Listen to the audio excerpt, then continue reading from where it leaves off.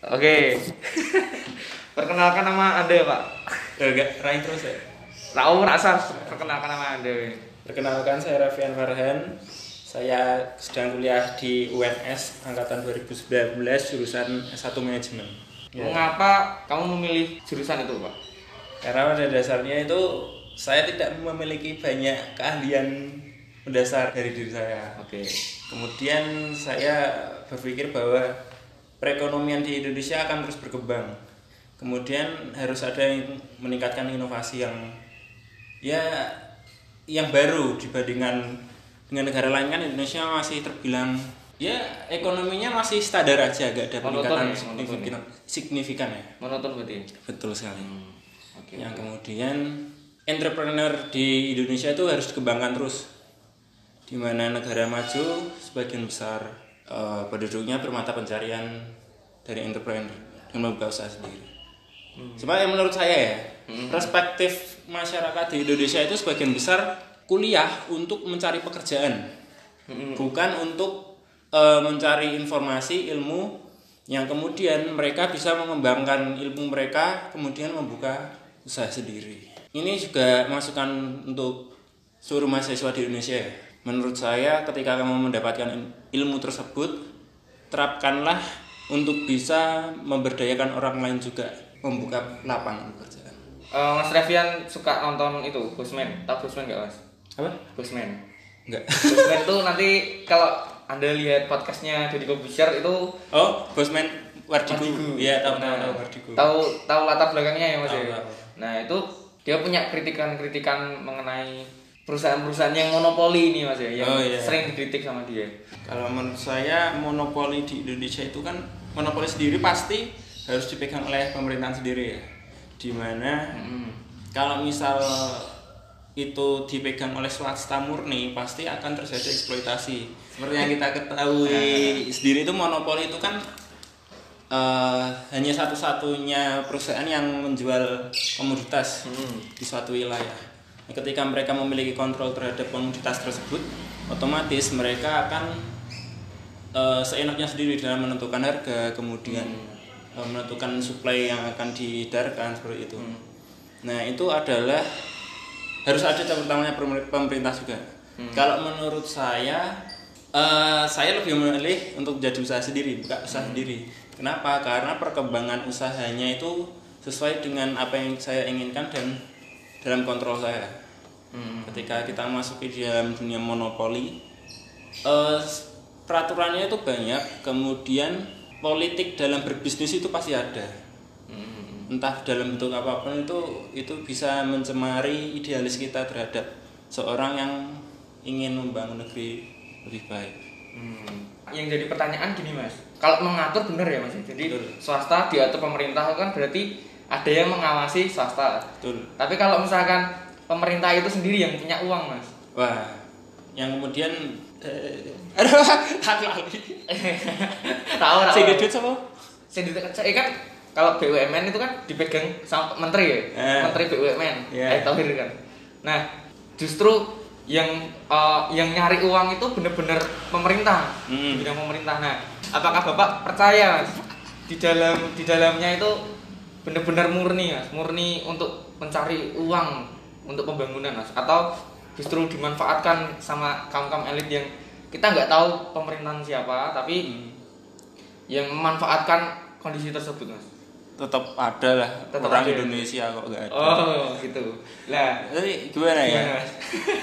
Kalau tipikal orang Indonesia itu bagaimana caranya? Mereka berpikir bagaimana cara mendapatkan uang. Bukan bagaimana mengembangkan bukan berkorban untuk globalis sama nasionalis. Nah, kalau globalis itu kan dia tuh yang penting aku dapat uang. Betul sekali. Nggak peduli negaraku hancur Kak. Nah, kalau nasionalis kan dia apapun yang terjadi dia mengorbankan usahanya, tenaganya untuk negara. Jadi dia benar-benar mengabdi ya. Gaji negara itu karena benar-benar mengabdi. Jadinya lebih setuju BUMN itu dipegang swasta atau pemerintah, Mas? dipegang loh, bukan dipegang itu kalau diatur memang harus diatur pemerintah. Oh berarti kalau dipegang itu dalam artian kepemimpinannya swasta, tetapi kemudian ada regulasi dari pemerintah. Nah kayak gitu ya Mas ya. Betul. Oke. Tapi kalau kita cuma ngobrol aja ya Mas ya, kita beda kalau misal pimpinan dari BUMN itu ternyata juga bagian dari pemerintah. Ya kan emang. Ya itu PLN kan, terus Pertamina itu kan jadi politik Mas. Nah iya betul. Nah kayak gitu kan bahaya. Walaupun kita nggak tahu ya, mungkin mereka emang jujur, tapi kan itu mau menimbulkan perspektif bener-bener lain-lain. Diminum Pak. Oh iya. Silakan diminum. Terus mengenai pertanyaan selanjutnya nih, sebenarnya di usia Bapak Revian ini apa sih yang jadi keresahan? Oh keresahan. Kalau saya cinta. Keresahan terhadap negara apa terhadap diri sendiri? Iya, terserah Anda. Anda mau dipublikasikan yang mana terserah. Kalau masalah cinta mungkin jangan, soalnya Anda belum punya Mas. Sebenarnya tidak seresah itu kalau cinta. Oh iya, Yang saya resahkan adalah bagaimana ketika kita memulai hidup baru setelah lulus kuliah.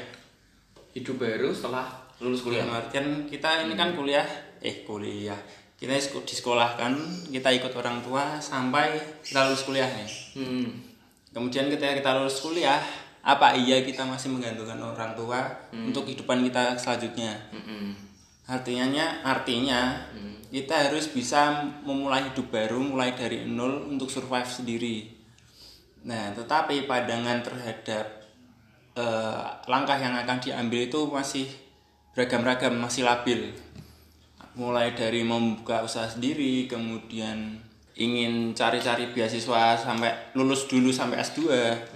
Kemudian ada yang kerja jadi karyawan. Ya, keresahannya itu ketika kita sudah berada di zona nyamannya sekarang serba ada, kemudian besok itu harus hidup mandiri.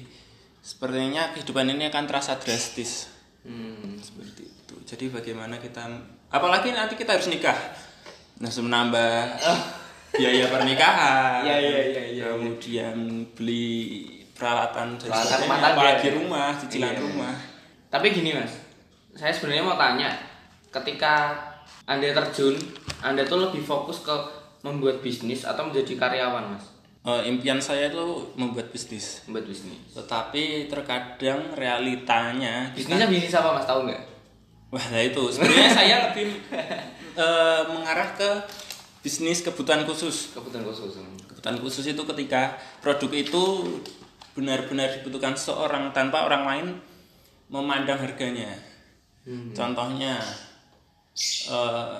saya menghindari bahan komoditas seperti beras, gula, garam. Itu semua orang membutuhkan, tetapi persaingannya besar, marginnya kecil. Sedangkan yang saya cari itu kebutuhan khusus adalah seorang yang benar-benar butuh. Contohnya obat jerawat. Ketika orang mencari obat jerawat, mereka mencari yang paling ampuh, nggak melihat harganya. Bahkan ketika mereka lihat obat jerawat yang harganya murah, benar-benar berfungsi dengan baik atau tidak. Kualitas atau tidak. Nah, mereka rela spend uang lebih mahal untuk meyakinkan diri mereka sendiri bahwa ini obat ini lebih baik. Nah, dari situ kan kita tahu margin dari penjualannya itu besar. Oke. Berarti lebih ke bikin usaha ya Mas ya? Bikin usaha. Nah, ini tapi realitanya adalah membangun usaha itu kan juga butuh dana. Mungkin di awal tetap kita harus jadi karyawan dulu untuk mengumpulkan itu. Benar. Dana. Aku sebenarnya juga setuju terkait dengan usaha itu untuk membantu orang lain juga. Iya, benar. Kita memberikan lapangan pekerjaan. Lanjut lagi Mas. Yeah. Bagaimana seorang Mas Revian ini memanage kehidupan sekarang Mas? Jadi kan mungkin maksudnya kehidupan sekarang tuh waktu corona ini Mas ya. Oh iya. Waktu pandemi ini. WFH ini ya. Work from home Mas. Kerja Mas. Iya, anggap aja work. Enggak sekolah ya Mas ya? Iya, school from home. Oh iya, school from home. Iya, itu ya Mas. Ya maksudnya kesibukannya apalah itu ya. Jadi kan untuk kemarin kan saya masih kuliah online. Masih video callan sama dosen. Video call ya Mas? Video call pakai Zoom. Oh iya Zoom. Harus nyala. Jadi nggak bisa tinggal tidur nggak bisa. Oke. Nah tapi setelah UAS kan sudah selesai pembelajaran, masa liburan. Nah, saya kebetulan juga mengikuti organisasi di kampus, itu himpunan. Saya mendapatkan tanggung jawab di media, di divisi media, dan kemudian ada event besar itu berupa lomba-lomba, seminar. Dan ternyata di era seperti ini, work from home ini, tugas media itu semakin banyak. Apapun informasi yang ingin disampaikan itu kan dipaparkan di media. Sosial media harus dipenuhi, kemudian kita harus memberikan informasi lebih intens. Karena kalau mau promosi offline kan sekarang nggak bisa ya. Jadi kesibukan saat ini ya jadi ngedit pamflet, kemudian buat feed di Instagram. Mungkin setelah corona ini pendidikan, wah ini media penting nih ya. Itu biasanya gitu. Tapi sebelum corona ini Mas Steven ngerasain nggak? Yang saya rasakan terutama di organisasi ya misalnya. Media itu malah seakan divisi yang dipandang sebelah mata. Jadi orang-orang masih berstereotip bahwa media apa sih buat ngedit-ngedit doang. Yang kerjanya tidak begitu berat, mikirnya tidak begitu berat. Dengerin. Jadi kan apalagi kalau orang minta revisi terhadap konten, itu seenaknya sendiri. Seakan itu adalah suatu hal kerjaan yang mudah untuk dilakukan. Dengerin ya. Ya itu dilemanya di situ. Nah, kemudian di era ini memang saya rasakan kerja media itu lebih dihargai daripada dulu. Kenapa? Orang yang paling berperan saat ini adalah media. Kenapa? Karena semua informasi diolah oleh media dan kemudian masyarakat bagaimana bisa menerima dengan baik. Sebenarnya aku mau tanya ini Mas. Kalau misalkan media ini yang mau jadi satu-satunya jalan, tiap pendidikan Indonesia itu memanfaatkan media sebaik mungkin. Misalkan nih SMA 1 Ungaran bikin konten ini pembelajaran ini gitu. Nah itu apakah kira-kira bakal berkembang Mas? Ya tentu saja dengan media pembelajaran terutama kalau misal online ya akan lebih efektif. Kan ada nih guru atau dosen yang model mengajarnya di selama pandemi ini cuma sekadar mengirimkan PDF, mengirimkan materi tanpa menjelaskan, kemudian hanya memberikan soal-soal. Nah itu saya rasa dari mahasiswa atau muridnya sendiri tidak merasa bahwa ada pendidikan yang baik. Mereka hanya dituntut agar bisa membaca materi, kemudian mereka memahami sendiri. Kalau semisal bukan libur ya, work from home ya itulah semacam itu diperpanjang lagi. Itu kan peran media itu lebih penting ya, benar-benar penting ya. Nah, apakah pendidikan Indonesia mau mengubah benar-benar pendidikan yang semulanya itu emang kita terbiasa offline menjadi online Mas? Menurut saya selama ini kita sudah menjalani online dan itu bisa menjadi habit baru dari sebelumnya tidak pernah online menjadi online. Tapi kalau di sisi lain pemerintah Indonesia kan kurang melihat, jadi kayak kurang melihat bahwa pendidikan Indonesia itu seharusnya emang langsung diubah. Takutnya kalau misalkan online ini tetap berjalan dengan kondisi kita tuh belajarnya juga ecek-ecek gitu ya. Kita bisa bilang ecek-ecek karena saya merasakan sendiri kok. Mas Reven tuh punya harapan apa sih Mas dari pendidikan Indonesia ini di dalam corona ini? Harapannya pertama pandemi segera berakhir dulu ya. Itu harapan pasti. Pasti itu harapan. Kemudian untuk harapan jika memang harus dilakukan pembelajaran online, pendidikan di Indonesia harus beradaptasi dengan perkembangan teknologi media juga. Jadi penyampaian materi, kemudian tugas itu bisa dimanfaatkan melalui media. Tidak sebatas mengirimkan PDF materi, itu kan sama saja cuma kita pun bisa download file di Google, cari materi itu juga bisa. Cuma peran dosen di sini juga sangat dibutuhkan oleh mahasiswa untuk mendapatkan ilmu yang tidak dimiliki mahasiswa itu. Takutnya malah dengan kondisi kayak gini kualitas lulusan dulu sama lulusan sekarang berbeda. Jadi menganggap bisa jadi perusahaan suatu hari nanti yang ingin menerima karyawan mengecap angkatan berapa kita berarti? Angkatan kita 19 Mas. 19 itu masuk kuliah. Masuk ya, angkatan masuk kuliah tahun 2019 itu dicap hasilnya jelek. Karena tapi enggak 19 juga sih Mas. Ini ada kelas kita, ada kelas 20. 20 ya, lulusan corona lah. Jangan lulusan corona Mas. Jangan lulusan. Soalnya lulusan corona kan bisa juga yang semester akhir yang di kuliah itu kan juga lulusan corona. Maksudnya tuh lulusan corona SMA ini sampai betul. Nah, menurut Mas Revian itu kemungkinannya tuh lebih besar berkualitas atau enggak? Sebenarnya subjektif ya, tetapi untuk mayoritas, saya bilang mayoritas, ketika kita belajar melalui media online, media digital, kurang ada antusiasme dalam diri, karena kurang adanya interaksi secara langsung yang membuat kita mudah memahami materi. Tetapi ini subjektif, ada juga seorang yang bahkan lebih mudah memahami ketika dilakukan digitalisasi ini menggunakan media. Mereka bisa merasa lebih fokus, kemudian bisa lebih bebas dalam menyesuaikan apa yang mereka butuhkan dalam menerima materi. Tapi konteks umumnya sepertinya kalau terlalu banyak di media kurang baik juga. Tetap harus ada prakteknya. Melalui perasaan tadi, seberapa besar pendidikan Indonesia dapat mengurangi kesusahan yang sedang dialami? Iya, cukuplah ada peran serta pendidikan, terutama bagi yang masih bersekolah ya, itu kan ada pendidikan konseling, kemudian penyuluhan gratis, tempat bimbingan gratis, terutama di mahasiswa psikologi biasanya, kemudian kedokteran juga. Nah, sebenarnya sudah ada tempat untuk kita untuk mencurahkan keresahan kita, tinggal bagaimana orang-orang yang memiliki keresahan ini dapat memanfaatkan hal-hal yang sudah ada.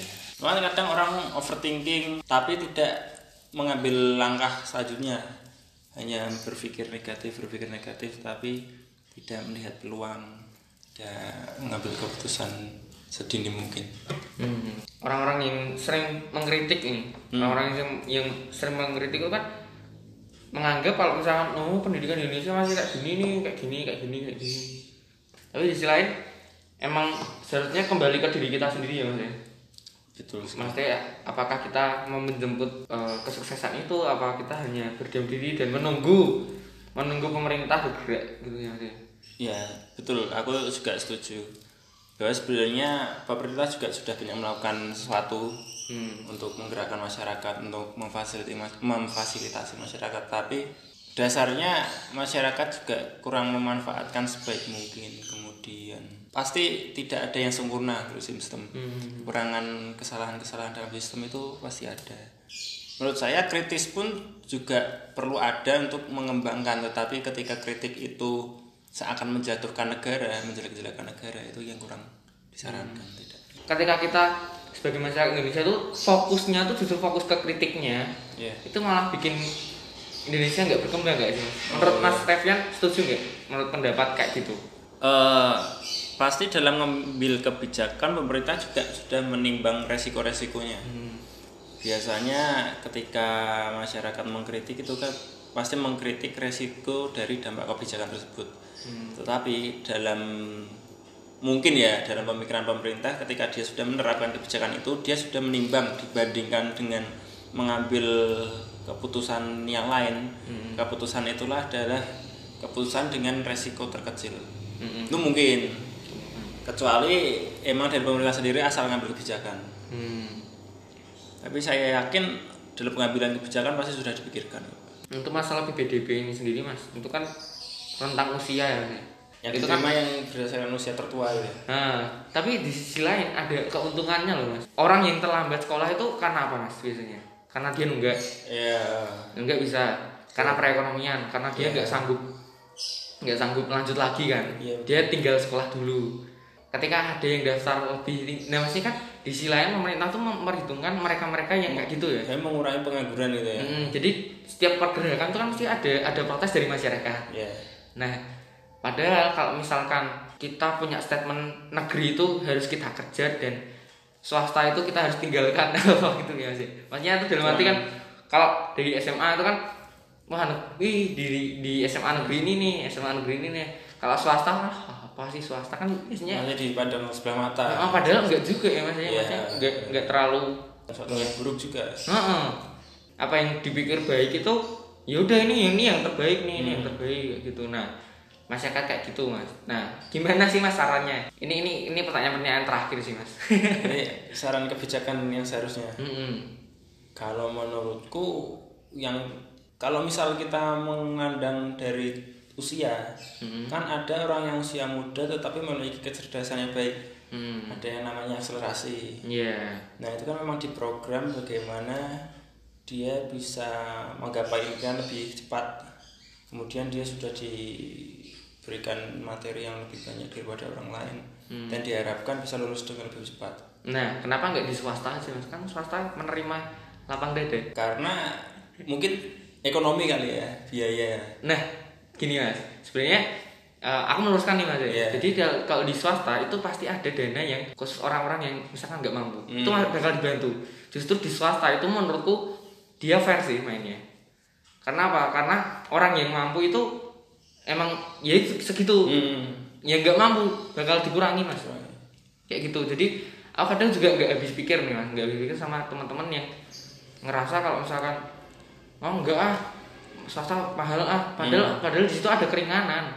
Kecuali gini kecuali kalau Anda masuk ke BINUS ya, UPH gitu ya. Udah standarnya beda. Nah, itu Anda yang harus sadar diri ya.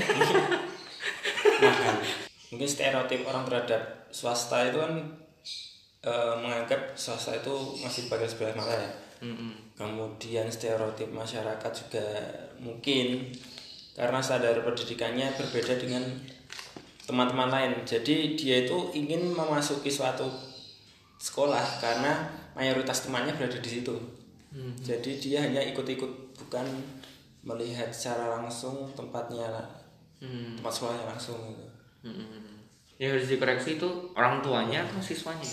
Atau pemerintah? Semuanya. Kalau dari paradigma masyarakat ya. Masyarakat ya Mas. Paradigmanya. Kalau dulu emang dapat statement kalau di negeri itu nanti kerjaannya lebih gampang. Kalau ini lebih gampang. Nah, padahal itu subjektif. Nah, benar sekali Mas. Orang negeri tapi jadi sampah masyarakat juga banyak. Sampah masyarakat seperti apa Mas? Itu tikus. Oh iya. Itu kemungkinan lulusan perguruan tinggi orang pinter itu. Perguruan tinggi yang negeri ya Mas ya. Nah, kayak gitu. Bahkan menurutku sendiri nih Mas ya. Kalau semisal orang yang punya pemikiran yang aku harus negeri itu, dia nanti bisa stres gak ya Mas? Stres tuh kayak misalkan dia nggak kegapai Mas. Tidak tercapai. Kalau nggak tercapai soalnya bisa karena ya, dia terlalu ambisi, idealisnya tinggi. Jadi dia menganggap bahwa ketika dia tidak bisa menggapai apa yang dia inginkan, bahwa kedepannya gagal. Apa yang dia lakukan gagal, padahal ada jalan lain yang lebih baik daripada itu. Nah, banyak pemerintah tuh aku juga sukanya dengan kebijakan ini tuh membuat stereotip masyarakat sendiri. Stereotip masyarakat sendiri untuk merubah itu. Nah, coba aja kalau misalkan sekolah favorit hanya menerima siswa yang pintar-pintar. Nah, itu kan emang hal yang harus dikoreksi ya Mas. Nah, dengan pengkoreksian ini justru dapat kan Nadiem Makarim itu kan punya rapot merah Mas. Nah, rapot merahnya itu sendiri kan karena kinerjanya itu Mas. Nah, sebenarnya kinerja itu dinilai dari kepuasan masyarakat atau penilaian standar dunia Mas. Standar menurut saya terhadap kepuasan masyarakat ya. Karena ketika dia mengeluarkan kebijakan yang merasakan itu masyarakat sendiri. Apakah kebijakan itu berdampak banyak terhadap masyarakat, apakah itu membantu banyak masyarakat terhadap pendidikan tentunya. Jadi kita nggak tahu arah tujuan yang sebenarnya atas kebijakan yang dibuat. Tetapi sepanjang ini untuk jangka pendeknya mungkin belum terasa. Cuma dalam praktek jangka panjangnya kita hanya bisa memprediksi. Tapi berdasarkan prediksi juga kurang baik.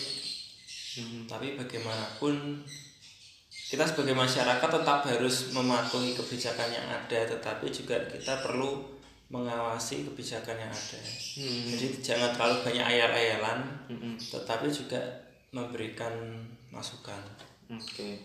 Kalau misalkan Nadiem Makarim itu dapat nilai merah karena standar dunia, itu yang mungkin hal yang perlu diperbaiki oleh Nadiem Makarim. Tapi kalau misalkan hanya sekedar kepuasan masyarakat, soalnya kan masyarakat kan plural banget nih, masing-masing terlalu banyak untuk mengikuti semua keinginan mereka. Betul. Jadi karena majemuk sekali ya di Indonesia itu.